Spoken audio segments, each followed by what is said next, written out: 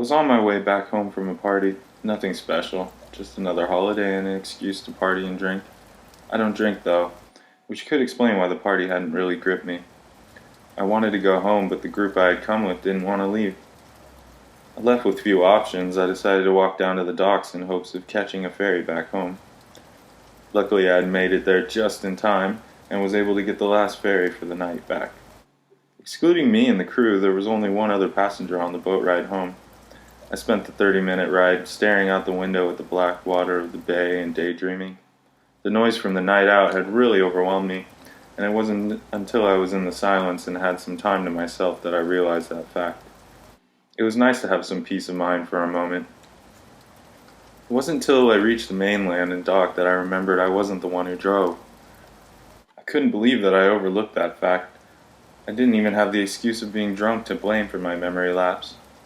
Ordering an Uber wasn't really an option since it was a holiday and 3 in the morning the rates were outlandish. I couldn't bring myself to pay for it. I have legs, I can just walk home, I thought. It wasn't too far, just under 2 miles. The downside is that it was uphill the entire way.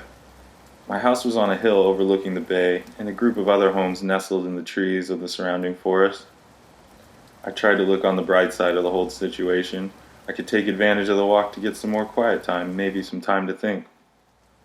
I had made it about a quarter of the way up the hill when I needed a break already. My legs were getting tired too fast. I think I was dehydrated or something. I usually try not to drink too much water on nights when I go out, but it was coming back to bite me. I took a break on the guardrail that ran all the way up the road up to the top of the hill. It was at that moment I heard a slow but heavy rustle in the trees across the road from me. My immediate thought was that it was a wolf. I froze, staring directly at where the sound came from. I didn't want to break my eye contact. If it was a predator, I wanted it to know that I see it. Hopefully that would make it give up and move on to some other unlucky prey. I must have sat there for 5 minutes straight, just staring. I could see that whatever it was looked right back at me. There was no movement, no sound, just breathing and staring. I could feel our eyes connecting through the dark and beyond the brush and trees. I slowly got up, making sure to keep my gaze focused on the same spot in the tree line. But as I started to move my way back up the hill, the rustling in the trees started up again. I couldn't tell if it was a wolf or a mountain lion or even a person stalking me. I couldn't run. If I tried to sprint up the hill, I wouldn't be going fast enough to make any difference. And besides that, it was another mile or so. I would have to push my body to the edge of death just to likely be caught in the end. So not only would I die, but I'd die exhausted. I kept my pace walking up the hill, trying not to give any hints of me being scared or acting like prey. My head stayed facing the trees and my gaze fixed on the creature following me. Then it let out a screech like a bark, followed by what almost sounded like a laughing hyena. There was no way a hyena was out here in the forest. It's the wrong country and the wrong climate. But wolves and bears, they don't make those sounds. And a human would have to be a pretty talented vocalist to pull off that screech and laughing barks. I had unconsciously stopped at the sound of the creature, frozen again in the shock of the moment. My thoughts raced about what weapons I had on me. Could I use my phone for anything? Could I possibly fight this thing off with my fist? The energy of the conflict was reaching its peak and I could feel it. An attack was imminent, and all I could do now was prepare and hopefully stand my ground.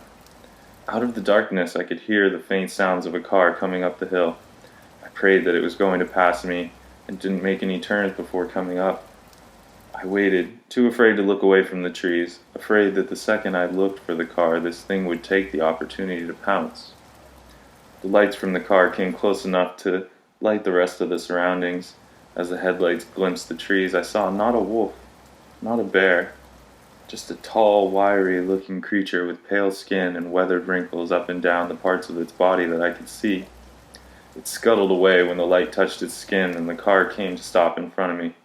They rolled down their window and leaned out, asking if I needed a ride. It was my neighbor from the court a few houses down. I quickly ran to the passenger side, letting my actions be my answer. I got to the door so fast he hadn't even had a chance to unlock them. As soon as I got inside the car, I locked the door, looking back out at the trees. When I looked over at my neighbor to thank him, his face was covered in confusion and a bit of fear. I could tell he was struggling to figure out why I was acting in such a panic and whether he should be panicking along with me. Instead of asking any questions, he just sped up the hill and away from that thing that was stalking me. I didn't say a thing or explain my peculiar behavior, nor did my neighbor ask. It was one of those times where actions speak louder than words. He dropped me off at my house and I made it inside. That night and every night since, I check the woods at night and keep floodlights facing the woods in my backyard. I can't sleep now unless I have a gun by my bed, ready to defend myself against the creature if it ever tries to hunt me again.